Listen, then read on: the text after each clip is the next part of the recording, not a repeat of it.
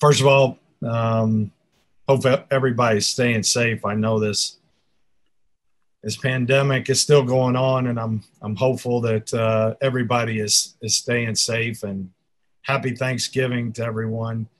It's very unusual. It feels like my body clock's way off in that, you know, Thanksgiving's usually the kickoff of the games, and we're well into the season and playing by now, but it is what it is. And I think the league has done a phenomenal job getting us prepared for the next season. I'm super grateful. I think there's been times over the last 2 or 3 months where we didn't know if we were going to play or how we were going to play or when we were going to play. And it's good to start to put some planning behind that. I know the league we're working on a million different protocols to do this as safely as possible. And we want to do it right, and really give a lot of credit to the league for getting us to this point. I thought I'd give a quick overview of the offseason and free agency and the draft. We had a lot of opportunities and a lot of things we looked at in free agency, some that were published in the media and some that weren't. And we wanted to be hyperactive in that arena to look at some things. Unfortunately or fortunately, we weren't able to land a player. You never know the exact reasons why, but we were okay. We put together an A, B, C, D, and E plan, and I remember with spending time with Chad and Kelly and Ted and Ryan and Vance and our analytics team, and then going to Herb. And one of the things we felt very comfortable with was standing pat with bringing Justin and Jakar back. And so if none of the top options came through, we were in a great position of standing pat with a team that was the fourth team in the East last year, with a modicum of injuries throughout the year, and that we felt like bringing this team back, having some continuity, and I'll talk a little bit about that in a minute, was really important because, when you look at teams that have gone deep into the playoffs, either they've made a huge move or they've had some serious continuity. And so one of the things we decided, it was either going to be a big move or we were going to value continuity. And a lot of people would say, well, it's easy to keep the continuity. It is not. Justin had a lot of interest from other teams. Jakar had interest from other teams. And I would tell you that both those guys made it very clear from the very beginning that if we could get close or give them a fair deal, that they would be back. And that's always good to hear. Moving on to the draft, we drafted Cassius Stanley. A little bit of a backstory. I've known Cassius's father, Jerome, for 25, 30 years. He helped me when I was in the minor leagues to get players. He's been around basketball for a long time, and couldn't be happier to working with Cassius and his father. And then we did the trade with TJ Leaf to bring in Jalen McHugh. And I think if you looked at kind of the overall thought to what we wanted to do with this team, with Cassius and Jalen, is bring in some athletic ability. Cassius, in my opinion, was one of the best athletes in college basketball. I spent a lot of time talking to Coach K around the person that he is. He called him one of the best kids he's ever coached. And he told me that he thought that if he came back for another year, that he would have been for sure a lottery pick. And when we were going through the draft, we were quite surprised that he got to 54. Our scouts had him pegged in the first round. We had him ranked in the first round. And so we feel like we got a first round talent at 54, which is sometimes a little challenging, but we're excited about putting him in the program and letting him grow. With Jalen, you see a big time athlete in the G League. If you've seen some of his highlights, he has some tools that are truly unique, very explosive around the rim, quick to the basket, but he's got to learn the game of basketball and improve. And so those both players, amongst a couple others, will be coming into camp. We're going to have 13, maybe 14 or 13 and a half guarantees.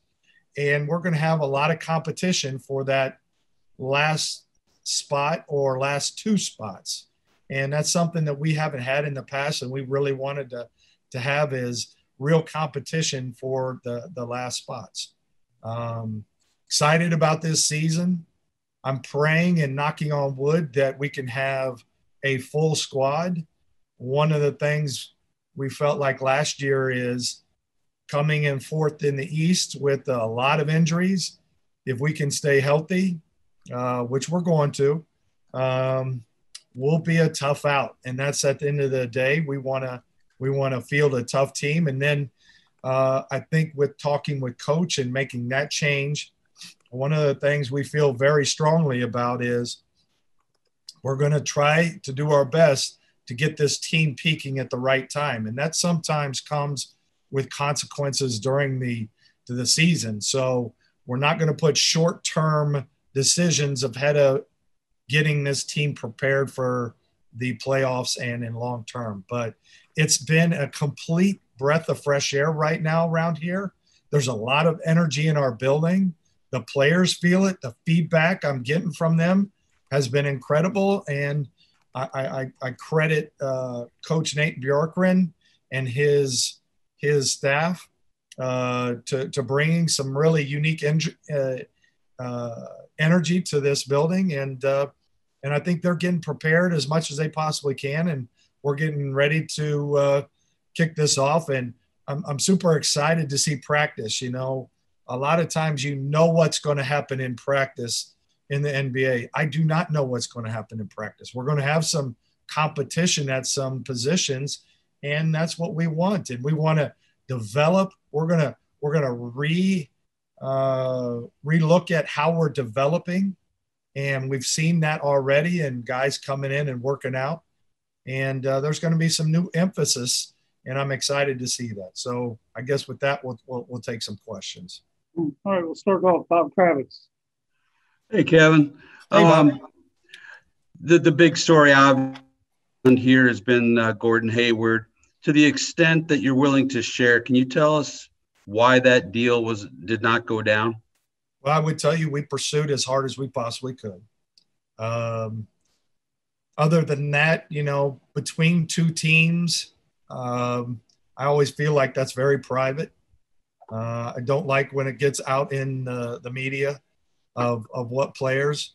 The one thing we did differently is if a player got talked in that trade, we talked to our own players and let them know. And we tried to be very proactive and try to be extremely transparent when that was when it was out there and before it got out there. And that goes back to a couple of years ago when Chad and I sat down and we told our players that we would do that. And we made a pact with our players that if we did that, that they would always come back and have 2 feet in. And I know that's challenging for our players for sure. But we did that. We almost had a trade for a couple of our past players. We told them it didn't work out for the trade. And both those players said, thank you for letting me know because our families are involved. So we try to look at the family side of this. We try to engage in our players. And then when we didn't do a deal, we let those players know that we want them back and we want them 2 feet in. And they both said, the players that we were talking about in terms of this trade, both said no problem. And they were extremely thankful that we let them know. So it probably has some cons and we're we're probably not aware of all of them, but we do try to think about the family first. So yes, we pursued. It didn't work out.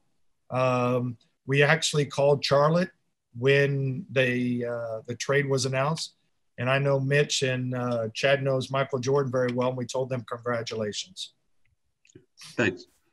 Tony East. Yeah, Kevin, the time between free agency, the draft, and training camp is just so short this year. How did that, it only being 6 or 7 days, impact the way you guys thought and made decisions in this offseason? Well, normally, Tony, what happens is first day there's a frenzy and a bunch of players go off the board. And then we've actually done a lot of analytics and studies about after 2 days, after 3 days, after 4 days.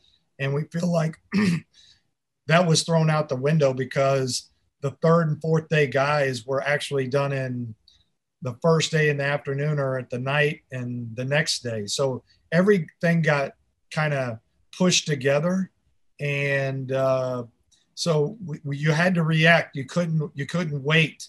And so getting Jakar done was really critical, and getting Justin done was critical, and probably sooner rather than what happened in the past. And, I actually like, now that we've gone through this, a compressed draft / free agent. And I like the 48-hour turnaround if you're going to do offers on players. And I think it works out better. You just got to be willing to pounce when you see a player that you're really interested in, because there's a high chance that you could lose them if you wait it out. Greg Doyle. Thank you, Dave. Hi, Kevin. Staying the continuity, and every situation obviously is unique, and you guys have those two bigs. So how much of this is you're betting on Nate Bjorkgren to figure out what hasn't been figured out yet? Well, we've done a lot of studies. I mean, they play really well together. I mean, I think we're a +4 when they're on the court together. So I think a lot has been made about, you can't play with them both. And really, offensively, they're very good together because they complement. One can shoot, and one's a great diver poster. So I think Nate has made it very clear. You're going to see Miles shooting a lot of threes. He's going to get the green light to shoot a lot of threes and early threes. And I think as a whole, we're going to try to move away from the mid range and step those back into threes. But that's going to take some time. Miles will have to work on it. I think Domas is working on it. But it's something that we feel confident about what Nate's style is. It's definitely different, from just seeing the workouts. The only thing I can tell you is that as a person who's been in this league for 29 years, it feels like there's one way to do things, and you do it sort of over and over again. I'm seeing things completely different in a workout. And only way I can explain it is it's a pace. It's like, there are certain football coaches that are like really moving the pace very quickly. And I can tell that pace in practice is different than what I've ever seen. And so I'm excited to see that. I'm excited to see Domas and Miles in that pace. But we're not afraid to play a little different either. If you do what other teams are doing, then it's only about talent. And I think we all know that talent wins in this game, specifically in the playoffs. So we have to decide, are we going to play exactly the same, or are we going to try to do things different? We're okay doing things different. And that pace of what I'm seeing in practice, the pace in which Nate is out there working with some of these players, the feedback's been incredible. So whether that translates into immediate wins, I'm not sure, but I do feel confident you'll see a different team. Kent Sterling. Hey, Kevin. Hey, Kent. You mentioned that you believe and you want Nate to have the team kind of be forward thinking and not sacrifice long-term vision for short-term gains. Does that mean that in the past with McMillan, there was that kind of thing where the Pacers were trying to win every single game, maybe in sacrificing that long-term thing? Well, I would never look, Nate McMillan got us into the playoffs for 4 straight years. We wish we would have played better, but yes, at the bottom line is we want to make sure that we're doing things and looking at the long-term benefit versus the short-term benefit. And to be honest with you, if there's anybody to blame, it's me. We've always talked about let's win as many possible games in the regular season, get the highest seed, and then take it from there. So what I would say is it's changed a little bit in that it won't be you have to win this game, and then if you don't, you look at the next game, you have to win that. It's more about taking a longer-term approach, a more development approach. And I do believe, look, I don't want to get into coaching. What I have with Coach B right now is a phenomenal relationship of let's do this together. There's no pressure to win 1 game or 2 games. Let's be the best we can at the very end of the season. Now that's tough. Like we've all been on teams and you plan that out, but it does make some sacrifice. What does that look like? To me, it means like you're 10 games into the season. You see a player who's on the bench who hasn't played as much, but he's practicing very well. Maybe he gets a crack for 4 or 5 games. Maybe you throw a guy in there and give them an opportunity, because you look at some of the other teams in this league, specifically Toronto, they were open to letting guys get in the rotation for a game or 2 or 3 or 4 and see what they had. And ultimately, when you do that, what happens is guys prepare a little bit better. They get excited because they know maybe in a week they get thrown into a game and they stay a little bit more ready. And there's cons and there's pros to that as well. And we hope by the end of the year, those cons add up and we're a better team. We're a better team from 1 to 12 than just 1 to 5 on our rotation. So I think that's something we're looking forward to, Kent. Wheat, Hotchkiss?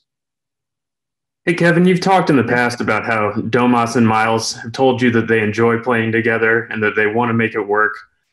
Was there a general sentiment in your conversation with all the players about wanting to keep this group together and see what they can do this year with hopefully better health and a new coaching staff? Well, I can tell you this, that, when I talk to the players and the biggest feedback was from them is we didn't perform as well, and we know we're better than that in the playoffs. Now, we don't use the excuse of Domas, our all-star plan. We're not going to do that. And so the feedback I got from Malcolm and from Victor and from TJ is we need to see what this team is healthy. We need to see what this team is with a little bit different system. And so we're excited about that. And, I look at the rest of the league. There are teams that improved in the East. But at the end of the day, we had the 4th best team in the East with major injuries to our top players.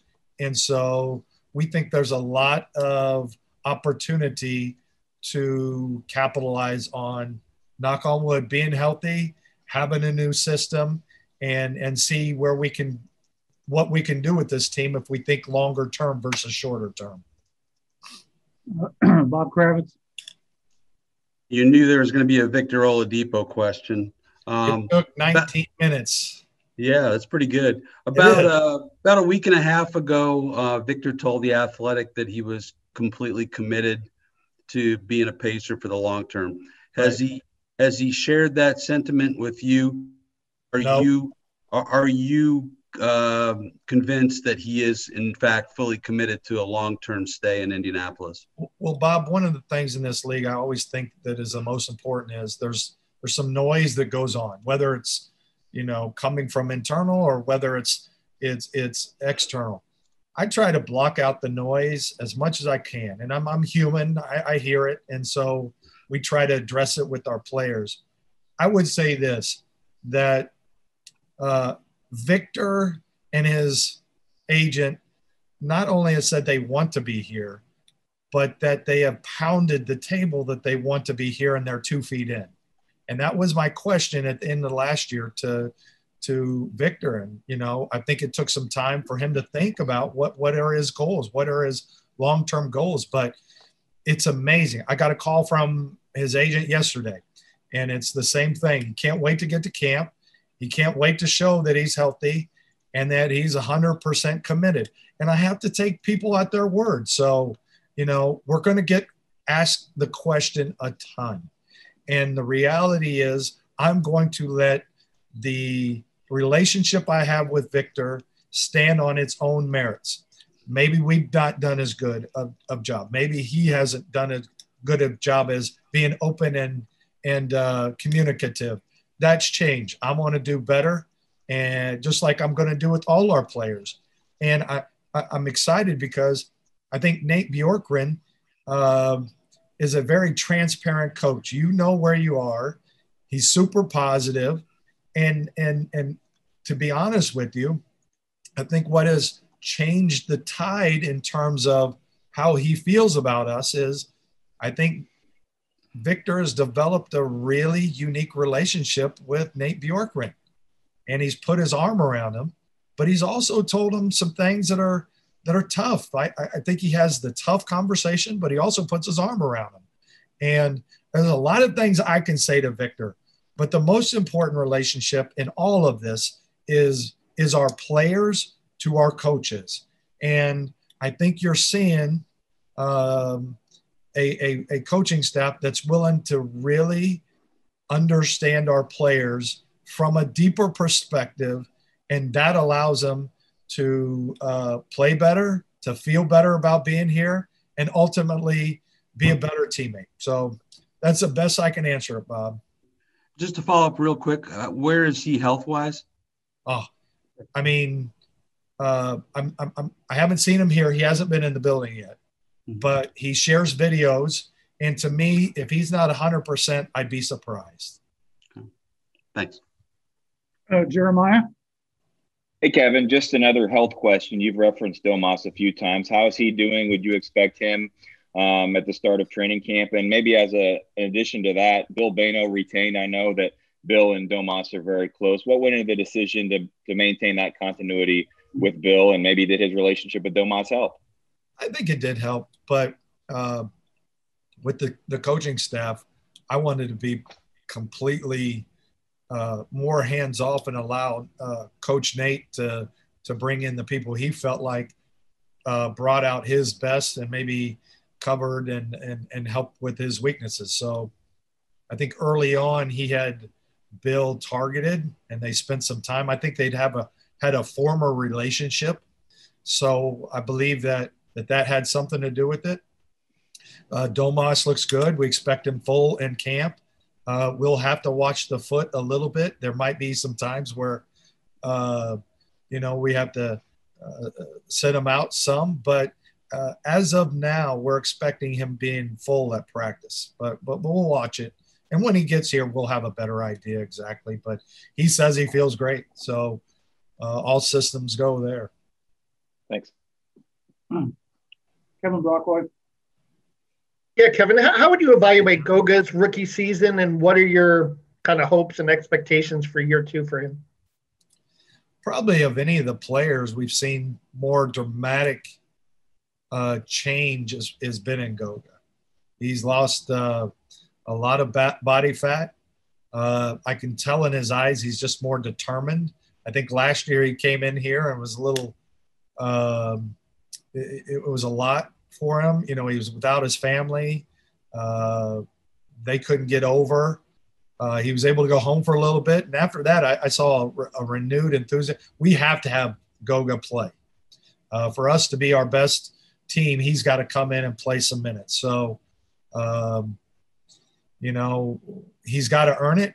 But what we've seen out of him out of the last couple of weeks is somebody that's very determined to show us he's a basketball player and deserves minutes. But he's got to go earn it, Kevin. There's no other doubt about it. When you bring in draft picks, everybody gets all excited about draft picks. And, you know, draft picks are fantastic, but they have to develop. And so we have to put a lot of energy into developing Goga and to helping Cassius, to helping Edmund and Jalen. So hopefully they'll all grow and have a chance.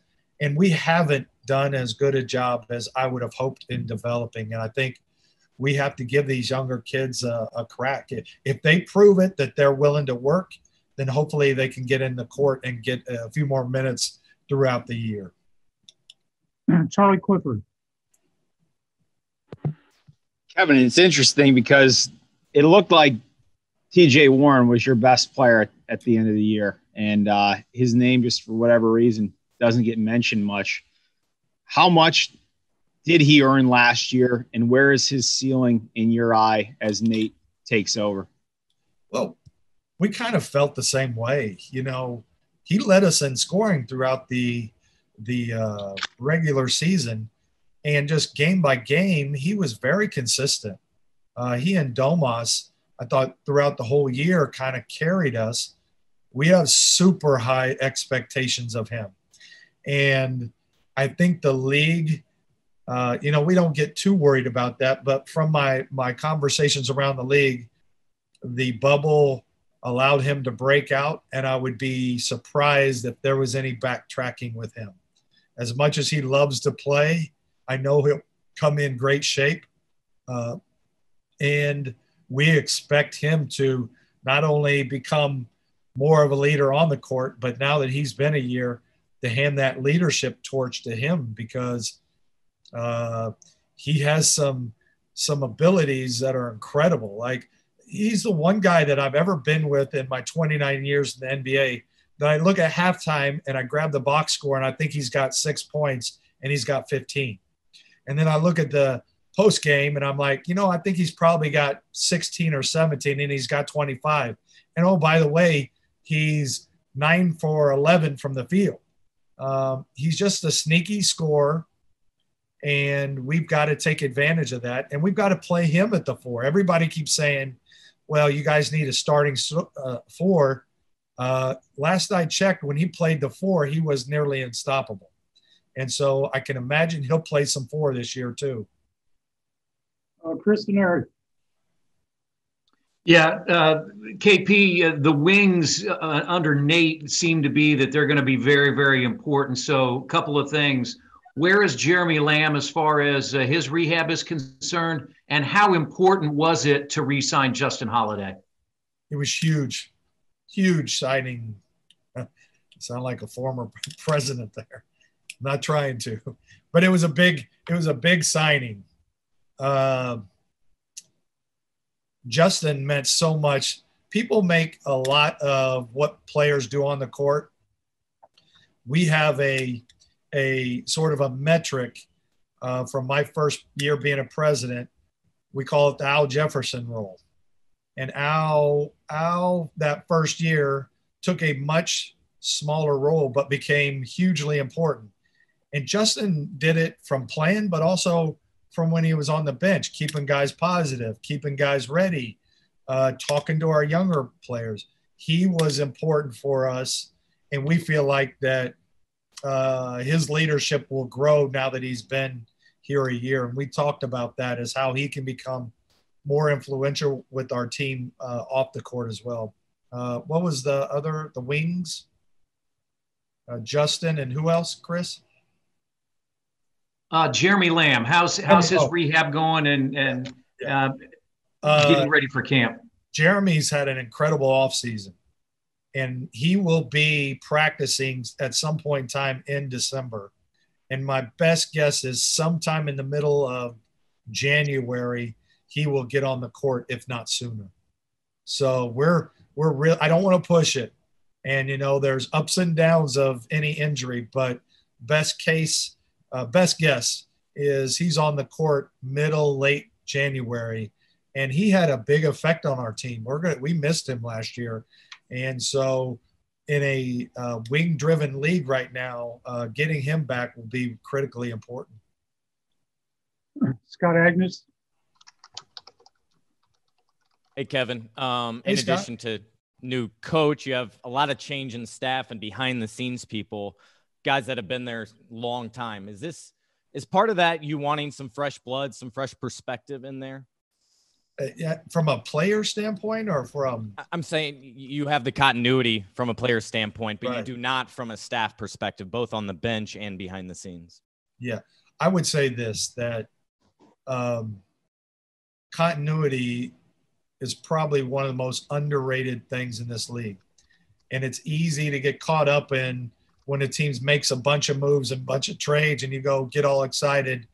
But in reality, the studies show that if you keep a team and have some continuity, the relationships they build grows and you feel it on the court in wins and losses. That being said, with new Nate coming on and hiring a new staff, we're going to have to learn that a little bit. There's going to be a learning curve.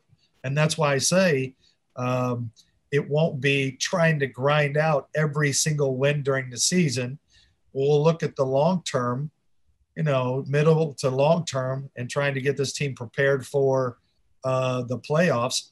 And that's going to take some time. So, but I did want some freshness. I wanted guys to have some joy when they walk in here. I think you guys have had a chance to spend some time with Nate a little bit already, Nate Bjorkgren, and he's a really unique person in that I can't get him to say anything bad about anybody. He just is a half glass full kind of guy, and we've gone through some things already, and a trade fell through, and he was like, "No problem, we'll figure it out." And when he's out on the court, I saw something that I thought was terrific. And we had a bunch of players on the court, and they're doing some drills. And he said to every player on this court right now is a phenomenal shooter. And from the past, we probably know that maybe we didn't have a great shooter on the court. But the way he said it made everybody believe that they were a great shooter. And that's his biggest strength that I can see, is he gets people to believe that they can really, really do it. The joke is he's sort of like Ted Lasso. If you guys watch Ted Lasso, that show, he's got a little Ted Lasso in him. And I love that movie with Jason, or that show with Jason Sudeikis. And so there's kind of joke around that he's a little Ted Lasso-ish. And sometimes it's all about X and O's, and sometimes it's nothing about X and O's. And I can feel right now the non-X and O's are really fun around Coach Bjorkgren. I like that part of it. And so there's that, there's the art and science of coaching. And I think the art he's brilliant at. I'm excited to get in and learn from that. Tony East.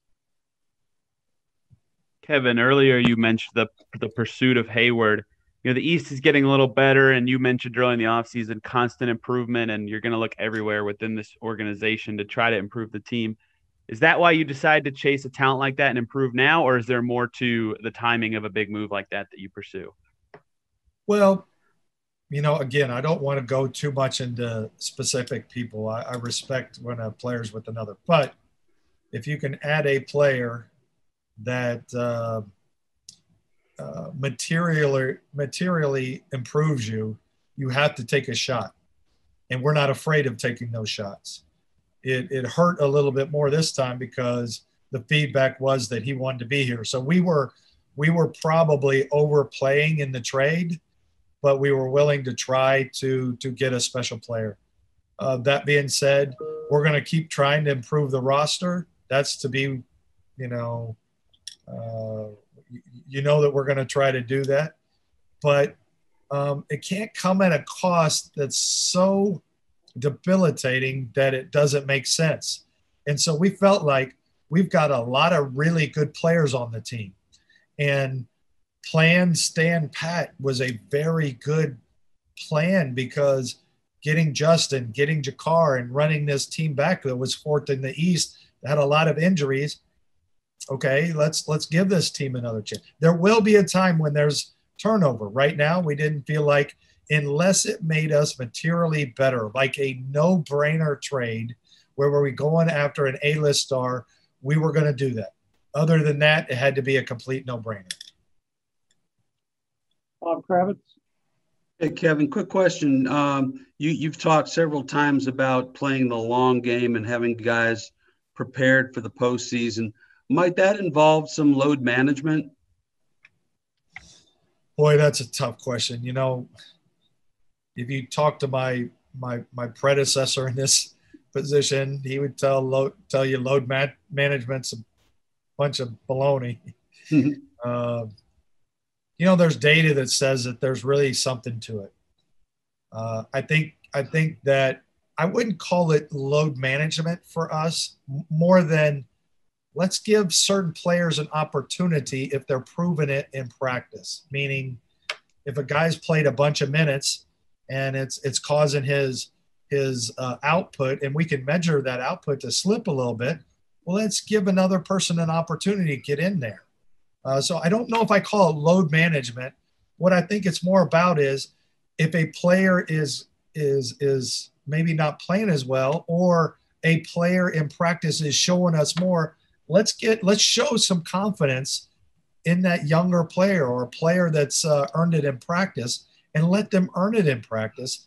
And when you have a good team, Bob, in my opinion, players of that caliber, a Malcolm Brogdon, when he knows he's not playing as well because he's a little tired, is okay with a player like Aaron Holiday playing a few more minutes. You know, they're okay with that. So I hope we can create that culture that allows players to sacrifice a little bit when they know they're not playing as well. And when players are playing better, that they get more of a crack out there, instead of being so stringent on this player plays this so many minutes, this during this quarter, this game. And so I think there's going to be a little bit more flexibility on how we play. And I think that's our load management opportunity. Okay. Thanks. All right. Anybody else? Yeah, Kevin, for a clarity standpoint on Domas, I'm curious, do you know if he's going to be doing that national team Eurobasket here coming up? Has there been a decision on that? No decision been made. We want to sit down. That's going to be tough for a lot of players. We may have more than one, believe it or not. So no decision, and we haven't seen anything out of the league on that. The league usually gives us some direction on that. So once that comes out, you'll know. It'll come out.